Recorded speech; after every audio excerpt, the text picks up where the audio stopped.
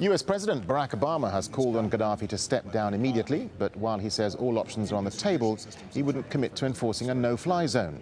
Obama also expressed concern that the fighting in Libya could turn into a prolonged stalemate. In Yemen, anti-government protesters kept up their demands on Thursday for President Ali Abdullah Saleh's immediate resignation. They've rejected a proposal by some opposition groups for Saleh to leave office by the end of this year. Elsewhere in the Arab world, tens of thousands of people are preparing to rally on Friday. Egypt's new Prime Minister, Essam Sharath, who took over from the unpopular Ahmed Shafiq on Thursday, is expected to join protesters in Cairo's Tahrir Square later on Friday. In Tunisia, celebrations broke out on the streets of the capital Tunis following the announcement that interim President Fouad Mebaza has called elections for July 24th. The vote will elect a group to rewrite the constitution, but that means Mebaza will remain in power beyond his March 15th deadline. China says it will increase its defense budget by 12.7% this year, but reiterated its military growth is not a threat to other countries. The announcement comes on the eve of Beijing's annual 10-day conference, which lays down the country's social and economic goals for the next 5 years. WikiLeaks founder Julian Assange has defended Bradley Manning, the soldier accused of leaking thousands of classified US government documents. Assange says the US is using Manning as an example. Assange is appealing against his extradition from Britain to Sweden over sex crime accusations. He also denied that WikiLeaks is anti-American. Well, those were the headlines. The news continues here on Al Jazeera after Riz Khan. Stay tuned. Thanks for watching.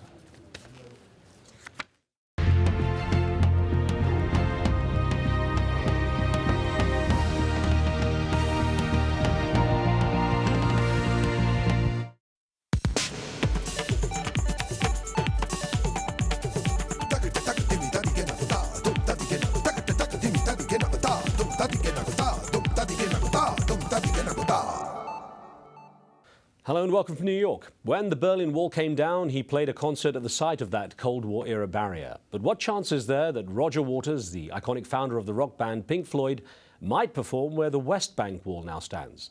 The rock star has been a long-time critic of Israel's policies in the occupied territories, and that has brought him controversy and complaints from Israel supporters.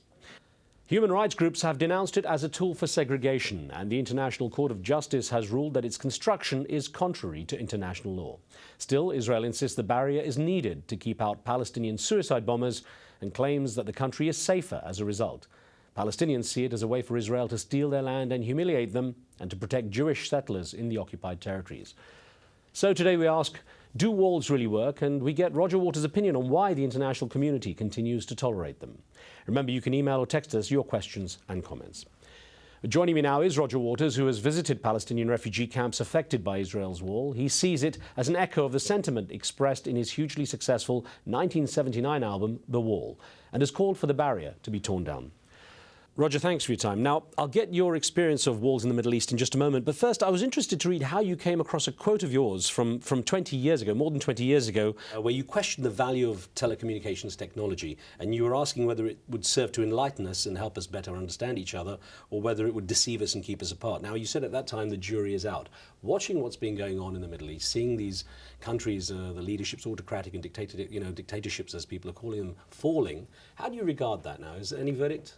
Well, one hardly dares to be optimistic about these things, but it does seem as if the internet in general and sort of Facebook and Twitter in particular are accomplishing the end of allowing people, whatever their age and status might be, to communicate with one another across national and religious and ideological boundaries that was not possible before. So I'm horrified as I am by the bloodshed that's going on everywhere. I'm nevertheless encouraged by that fact. Now, of course, you see the impact of music. You know the power of unity that can come from an iconic song, for example. Now, could you have expected social media to have this same kind of unifying force?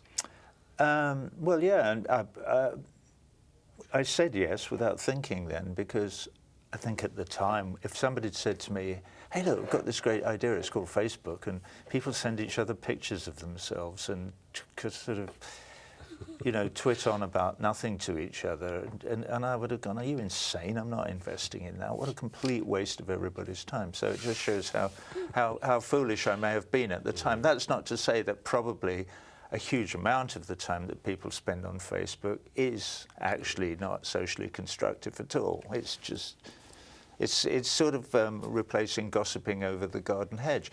But nevertheless, it has provided this extraordinary instrument that we are seeing taken hold. You talk about music. I just filmed a tiny clip 2 days ago for these kids called Blurred Vision from Canada, an Iranian group, or two of them are Iranian, I think, who had recorded my song Brick in the Wall Part 2. And they're relaunching it in conjunction with Amnesty International as a YouTube thing. So I did a, hey Ayatollah, leave those kids alone. And they're trying to get as many people as they can from all over the world to point their video cameras at themselves and say, hey Ayatollah, leave those kids alone, in order to protest the repressive nature of Ahmadinejad's regime. So that's extraordinary. You actually have, more than 30 years on, you revived your iconic piece, The Wall. And I wonder what you see as its relevance to what's happening today. Well, I hope you'll come to the show at some point. We're just about to go to Europe and do another 67 shows. So if you're in Europe, please come. The way the show is different than it was in 1979 is in 1979, when I did it with Pink Floyd, it was largely about Pink's personal story, and Pink's sort of 70% me and a little bit of Syd Barrett and a bit of a few other people from rock and roll.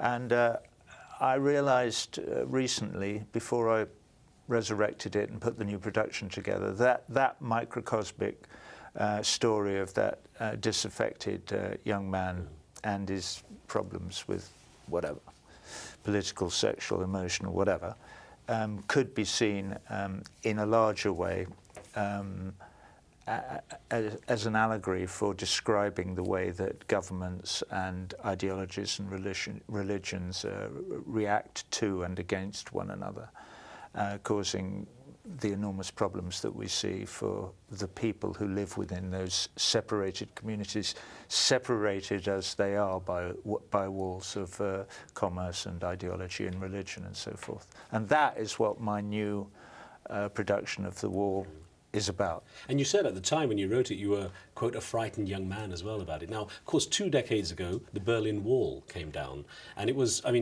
was a huge symbolism with that as well, the fall of the Iron Curtain and the sort of East-West divide. Yet today we're seeing new walls being built. We're seeing what's happened with the West Bank wall, the Israel security barrier, segregation wall, depending on how people see it, and of course the Mexican border in the US. And I wonder, when you see, on one hand, an effort to bring down walls and yet new walls going up, how you relate to that?